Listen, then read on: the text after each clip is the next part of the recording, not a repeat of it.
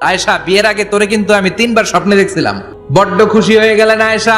এরপরে বললেন, 3বার স্বপ্ন দেখার পরে তোমার ব্যাপারে মনের মধ্যে কেমন কেমন যেন ভালো লাগে।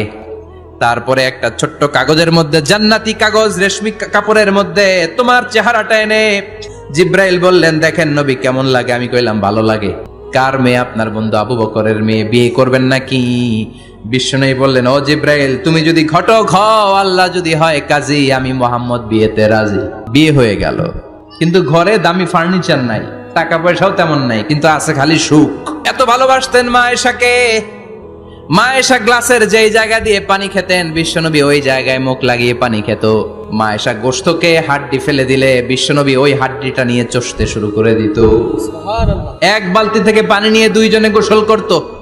আবার বিশ্বনবীর সাথে সাথে মাঝে মাঝে বায়না ধরতো, মাঝে মাঝে রাগও করত। বিশ্বনবী বলেন, আয়েশা, কখন তুমি রাগ করো, কখন তুমি আমার